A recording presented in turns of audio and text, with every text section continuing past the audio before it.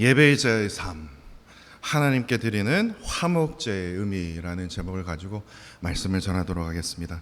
선에 갇힌 인간, 선 밖의 예수라는 책이 있습니다.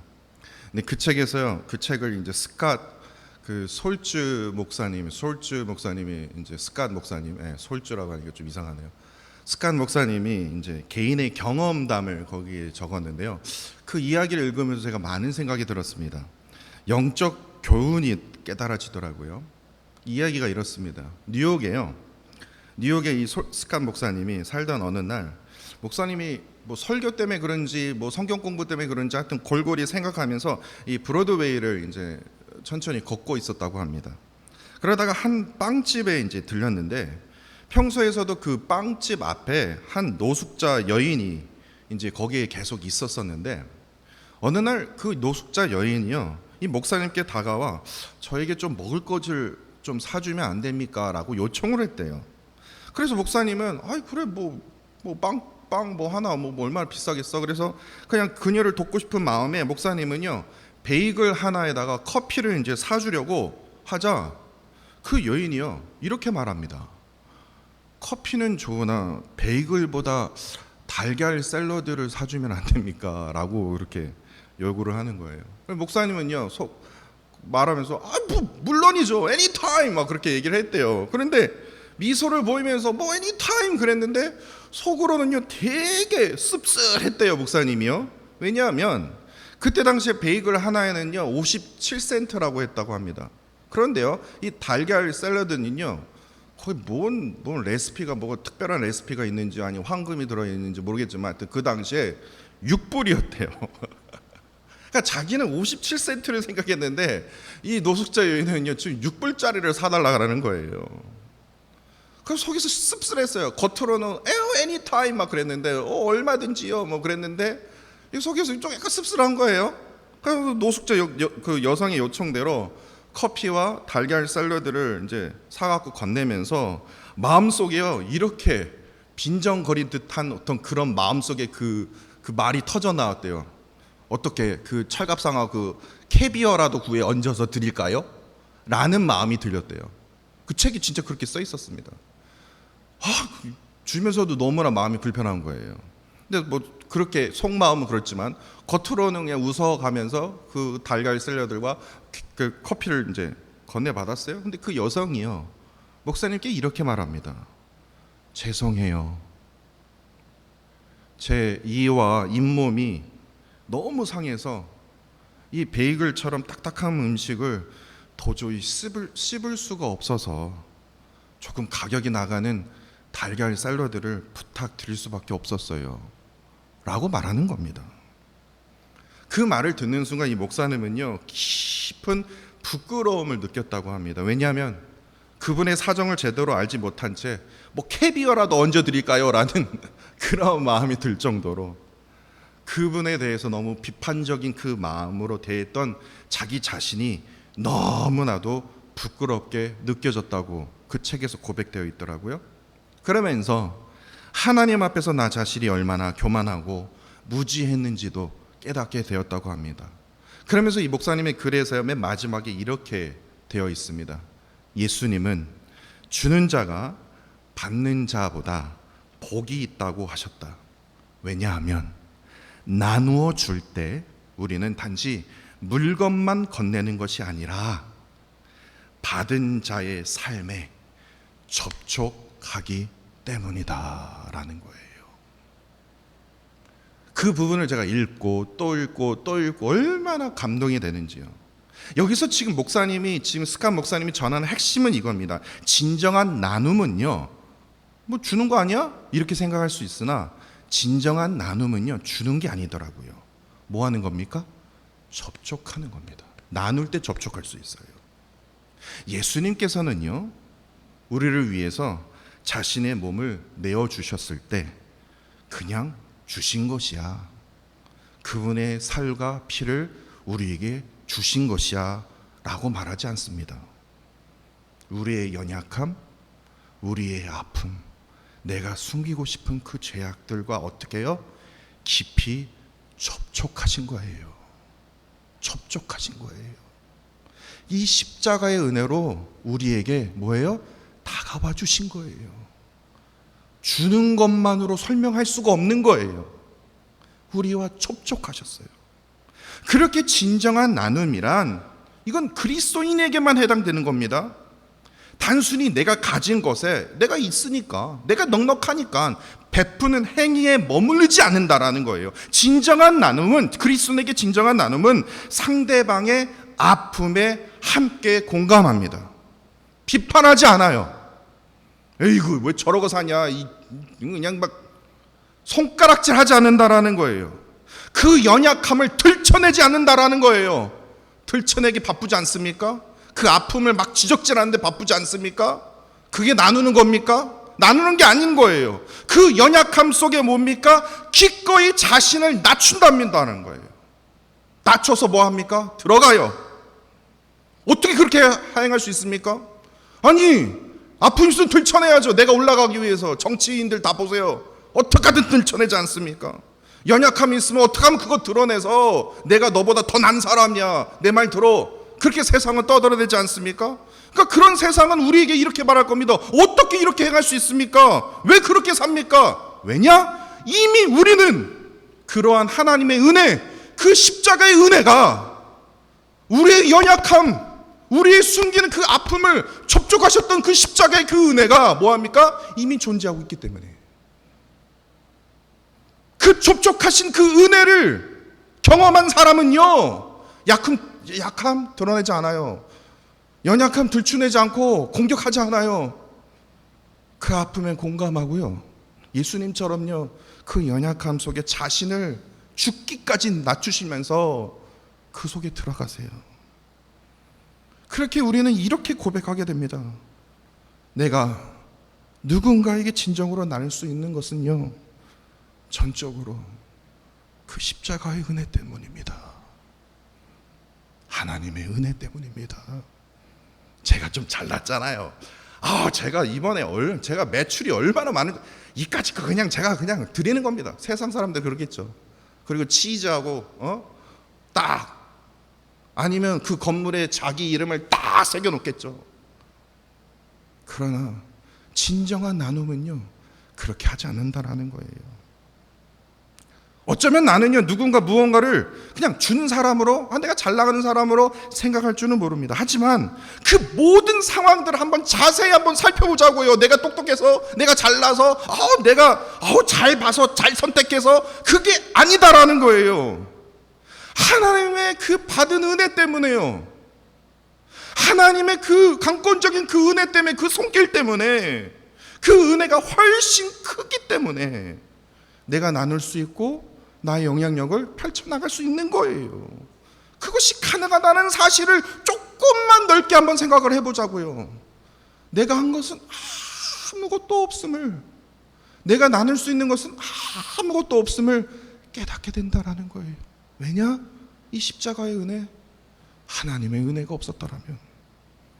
그러므로 진정한 나눔은요, 내가 베푼 자로서 머무는 것이 아니라, 내가 잘 나가는 자로서 머무는 것이 아니라, 내가 너보다 위야, 그게 아니라 하나님의 은혜를 새롭게 깨닫고 사는 자임을, 그분들이 뭐예요? 진정한 나눔을 행하는 자임을 우리가 깨닫게 된다는 사실입니다. 바로 오늘 본문 말씀이 바로 이것을 증거하고 있습니다. 더욱 분명하게 보여주고 있다라는 거예요. 화목제? 이게 무슨 말이냐면요, 2주 전에 제가 아까 말씀드렸듯이 레위기 1장을 통해서 번제를 살펴보았고, 또 저번 주에는 레위기 2장 말씀을 통해서 소제를 살펴보았습니다. 그리고 오늘은요, 레위기 3장 말씀 화목제를 살펴보고 있는데, 이거 번제, 소제, 화목제, 이거 각자 다 특징이 있는 거 아니야? 다시 말해서 각기 새로운 세 가지의 제사 아니야? 라고 생각할 수 있고, 다른 제사라고 생각할 수 있으나, 이 말씀을 읽고 깊이 묵상하잖아요. 하나님의 그 마음을 깨달으려고, 왜 하나님께서 이 제사에 왜 번제를, 왜 소제를, 그리고 또 화목제에 의해서 또 나중에 이제 속건제 뭐 그렇게 계속 이어질 텐데, 이것을 왜 우리에게 왜 허락하셨는가를 생각해 보면요, 서로 너무나 깊이 연결되어 있음을 우리가 알 수 있다라는 거예요. 먼저 번제는요, 아까 말씀드렸듯이 제물 전체를 태워서 드리는 제사입니다. 다시 말해서 들어보세요. 2주 전에 설교를 들어보세요. 짧게 말씀드리자면 하나님과의 관계 회복입니다. 거기에 초점을 두어 있어요. 하나님과의 관계가 회복되면요, 우리는 하나님의 그 은혜를 깨닫게 돼요.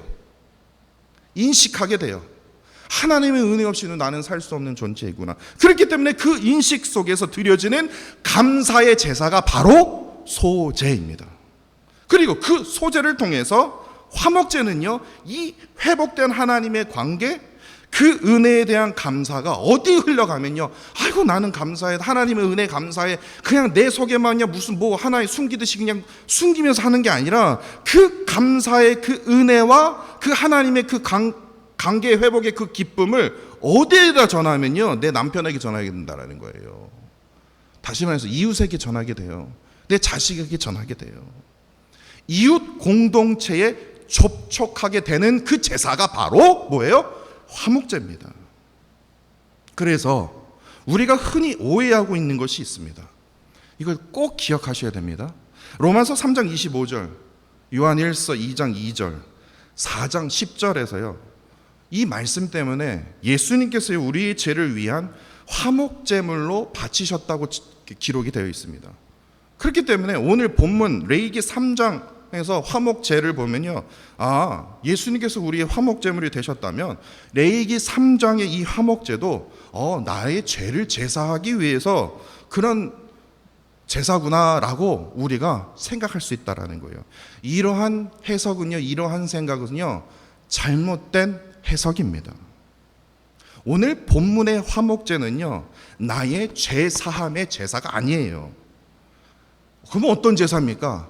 이웃과 그 받은 은혜, 하나님을 향한 그 감사, 그 기쁨의 그 은혜를 뭐예요? 이웃들과 나누는 제사가 바로 화목제라는 거예요.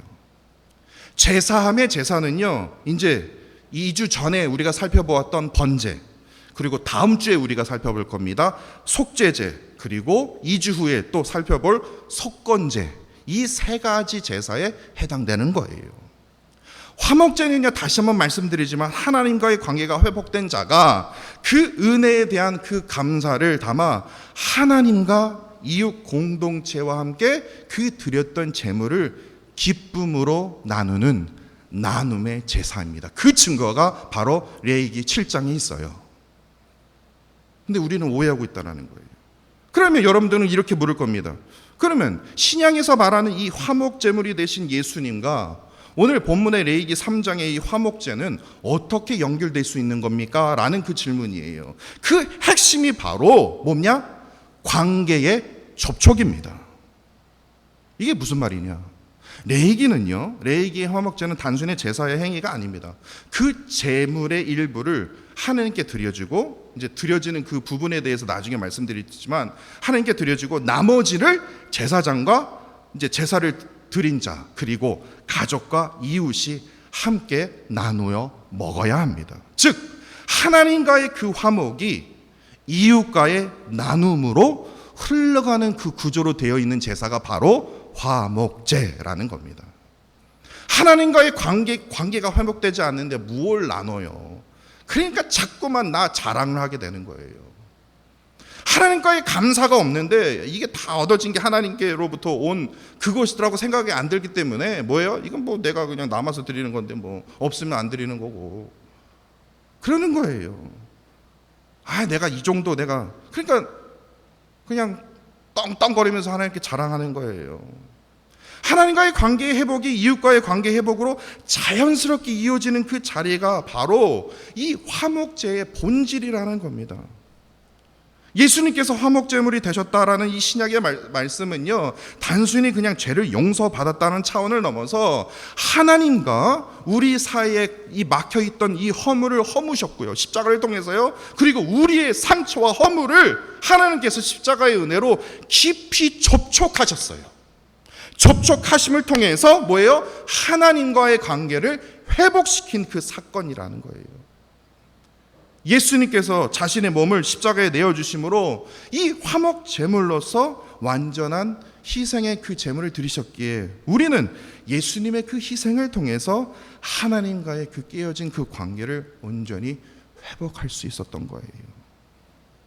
그러므로 우리는요, 이제는 하나님과 다시 화목하게 된 그 은혜를 받은 자답게 그 기쁨의 그 구원의 그 은혜를 나 혼자 누리는 것이 아니라 뭐 해야 됩니까?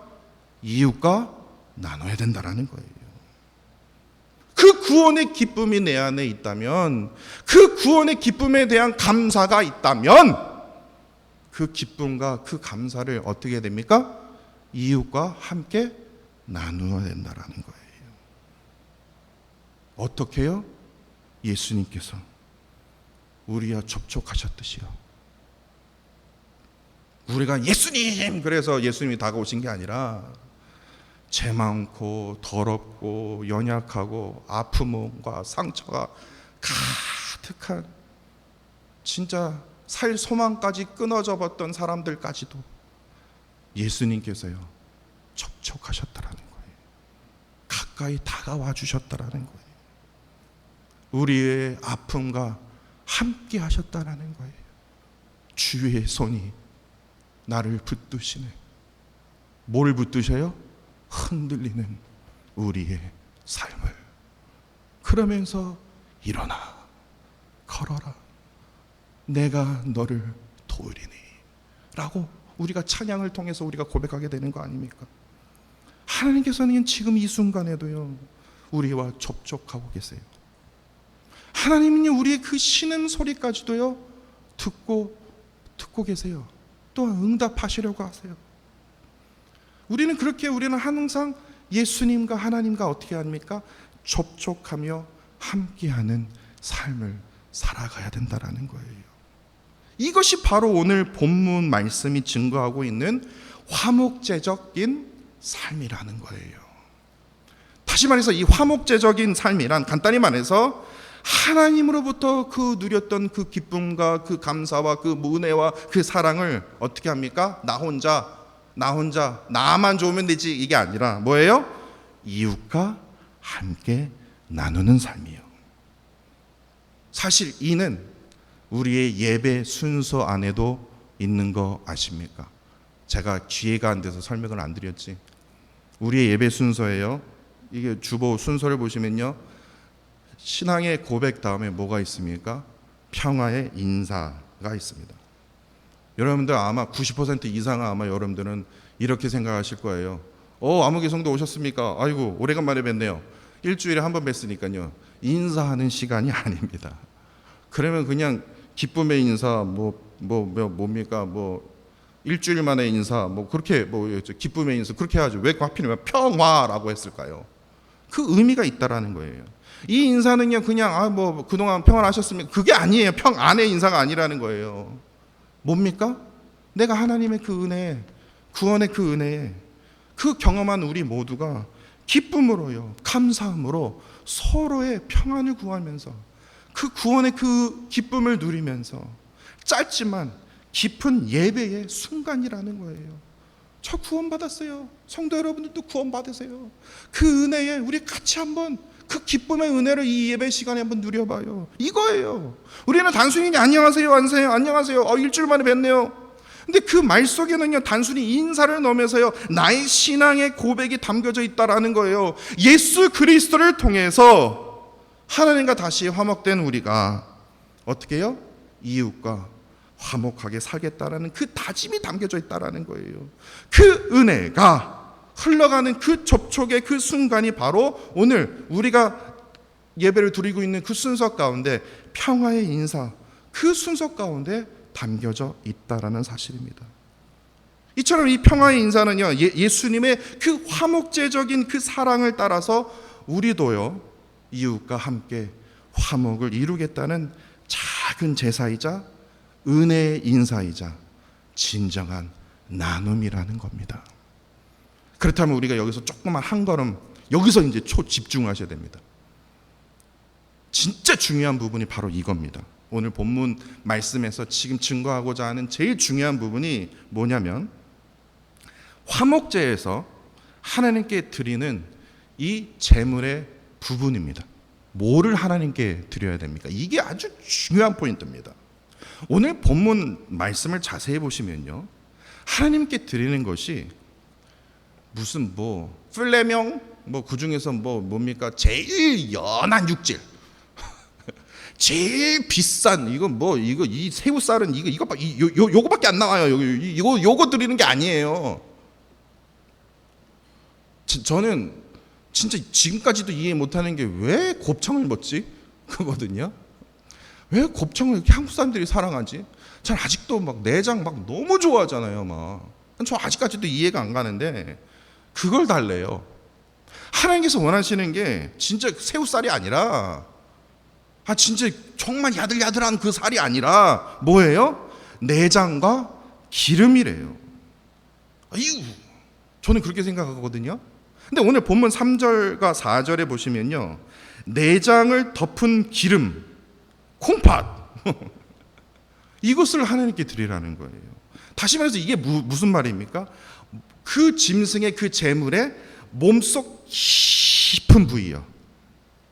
그냥 배만 가르면 나오는 게 아니라 손을 집어 넣어야 된다라는 거예요.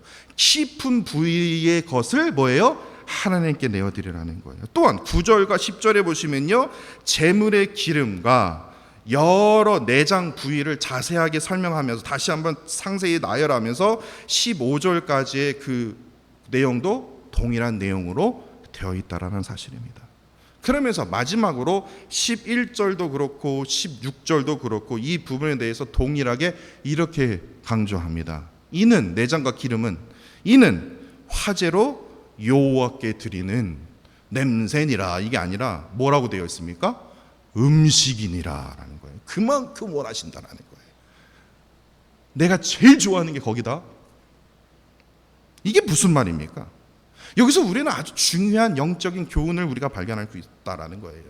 예수님께 드리는 제사의 본질은요, 겉에 드러나는 외형이 아니다라는 거예요. 그럼 예수님이 새우살 제일 좋은 부위, 제일 야들야들한 부위, 구우면 그냥 냄새 나면 그냥 뻗는 부위, 그 조그만 그 큰 소에서 조그만하게 나오는 그 부위만 드려라. 저는 그럴 것 같아요. 하나님께서 우리에게 원하시는 게 그게 아니다라는 거. 겉에 드러나는 그런 보기 좋은 외형이 아니라 가장 깊은 곳이요, 그것도 가장 은밀한 자리요, 이것을 하나님께서 우리에게 원하신다라는 사실이에요.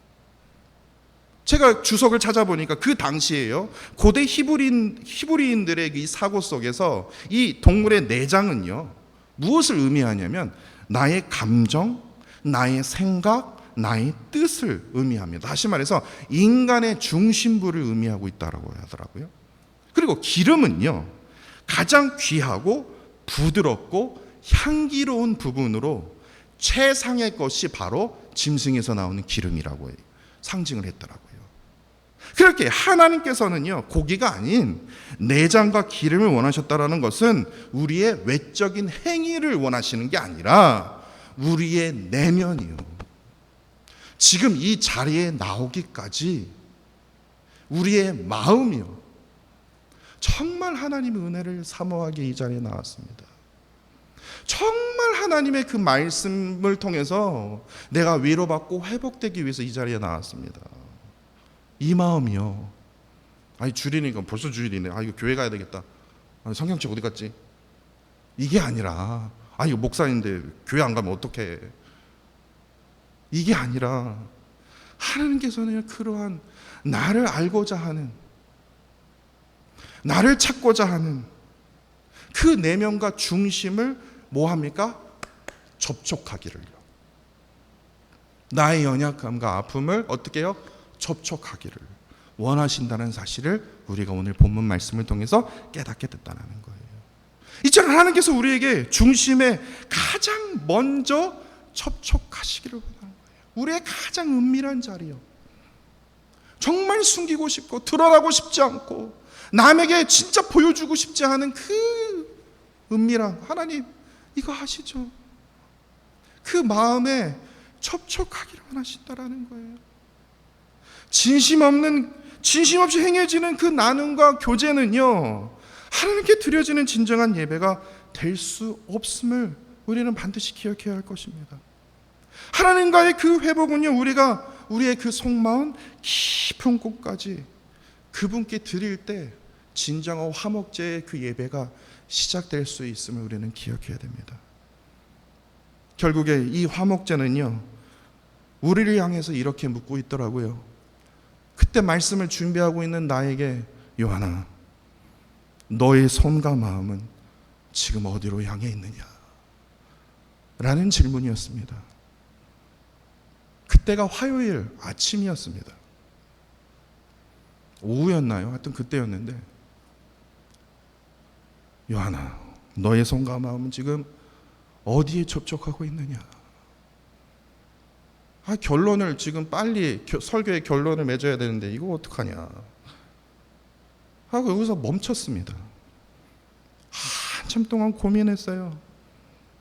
그러는데요, 하나님께서 그렇게 고민하게 만들었던 그 이유를 나중에 제가 깨닫게 되었습니다. 하나님께서요, 저에게 진짜예요, 결코 우연이 아닙니다. 이건 저에게 주신 사인이었어요. 제가 SNS를 이렇게 보다가, 페이스북을 보다가 한 장의 사진을 보게 하셨습니다. 저는 사진을 보면서 그렇게 은혜를 받은 적, 회개한 적은 처음입니다. 3년 전에요, 제가 40이었습니다. 40이었어요. 그때요, 얼마나 슬픈지. 진짜예요. 제가 아시는 분은 다 아실 거예요. 제가 하여튼 집사님마다 저 40 된 게 너무 슬퍼요. 왜 이렇게 슬픈지 모르겠어요. 엄청 슬프더라고요. 이상해요. 앞자리가 딱 바뀌니까 너무 슬픈 거예요. 근데 제가 생각해보니까 이런 생각이 들더라고요. 그 나이까지도 이룬 것이 없는 거예요. 뭐 하나 제대로 해놓은 게 없는 거예요. 앞자리가 바뀌었는데요, 내 자신이 너무나 초라한 거예요. 그러니까 내 자신이 너무 싫어지더라고요. 초치한 마음이었습니다. 그런데요, 이 설교를 준비하면서, 요한아, 너의 손과 마음은 지금 어디를 향해 있니? 어디에 접촉되어 있니? 이 질문 앞에, 이 22일 화요일이었어요. 3년 전에 제가 40을 맞이했듯이 어느 집사님이요, 40번째 생일을 맞은 어느 집사님이요, SNS에, 그 페이스북에다가 올린 사진 딱 한 장입니다. 그 사진 때문에요, 그 사진을 보는 순간 제 마음이요, 하나님이 왜 저에게 이것을 물으셨는지 단번에 깨닫게 되었어요. 네 손과 마음이 지금 어디로 향해 있니? 제 마음이요, 3년이 지나서야 이제야 깨닫게 되었어요. 완전히 제가 무너져 버렸어요. 그 사진 궁금하시죠? 제가 설명해 드릴게요. 그 집사님은요, 미국에 사시는데요, 여기 계세요. 저에게 묻지 마세요. 근데 그 집사님은요, 멀리 계신 한국에 계신 부모님께 꽃 화환을 보냈습니다. 자기 생일인데 왜 엄마한테 꽃 화환을 보내? 그런데 그 화환 밑에 메시지가 있는데, 그 메시지를 보면서 제 마음이 무너져 버렸습니다. 이렇게 되어 있습니다. 엄마, 아빠, 딸로 태어나서 감사해요. 사랑해요. 미국에서 40번째 생일을 맞이하는 작은 딸 드림. 이거예요. 이 짧은 문장이거든요. 여러분들 저게 뭐 어쩌라고 그렇게 생각할 수 있으나, 제 마음 깊은 곳에서요, 회개와 플러스 감동이 아주 동시에 밀려 들어왔습니다. 저는 40이 된 저 자신이 너무너무 싫었습니다. 너무 슬펐어요. 근데 그 집사님은요, 40이 된 자신을요, 하나님과 더욱이 부모님께 감사를 드리고 있었다라는 거예요. 저에게 그 짧은 문장은요, 그냥 부모님께 드리는 그냥 안부 인사, 감사의 인사, 자랑의 인사처럼 보이지 않았습니다. 그야말로 하나님께 드리는 화목제적 고백이 바로 여기에 담겨져 있구나. 왜냐? 그동안 40년 동안 받았던 그 하나님의 은혜, 부모의 은혜, 그 사랑을 되돌려 드리려는 그러한 겸손한 그 손과 그 마음의 표현을 저는 그 짧은 글을 통해서, 그 간단한 사진을 통해서 저는 그걸 깨닫게 됐다라는 거예요. 우리가 앞서 불렀던 찬양의 고백처럼요, 지금 이 순간에도요, 주님의 손이 어떻게 합니까? 흔들리고 싫어하는, 나 자신조차도 싫어하는 내 삶을 붙들고 계신다라는 사실입니다. 더욱이 나 자신도 싫어하는 그 상처진 나의 마음을 고치시려고요, 주님의 손과 마음이 우리를 향해 어떻게 합니까? 접촉하고 계신다라는 겁니다. 그렇게 주님께서는요, 우리에게 원하시는 게 이거예요. 오늘 본문의 내장과 기름입니다. 어떻게 보면 되게 징그러 보일 수도 있고, 어떻게 보면 되게 필요 없는 것처럼 보일 수 있으나, 하나님께서는요, 우리의 깊은 곳에서 우러나오는 그러한 진실한 손과 마음을 지금 이 순간에도 우리에게 간절히 원하시고 계신다는 사실입니다. 번제와 소제를 통해 누렸던 그 하나님의 그 은혜와 사랑을 겸손하게요, 그 받은 은혜, 그 받은 사랑 되돌리려 합니다. 어떻게 이것을 다 되돌릴 수 있겠습니까? 그러나 내 손과 마음을 하나님께 접촉되기를 간절히 원합니다. 이것이 바로 오늘 본문의 화목제 안에 다 담겨져 있다라는 거예요. 하나님께 받은 그 은혜를 이웃과 더욱이 나의 자녀들에게 나누십시오. 내가 받은 은혜, 내가 누렸던 그 말씀의 그 은혜를 자녀들과 손과 마음을 붙잡고 나누십시오.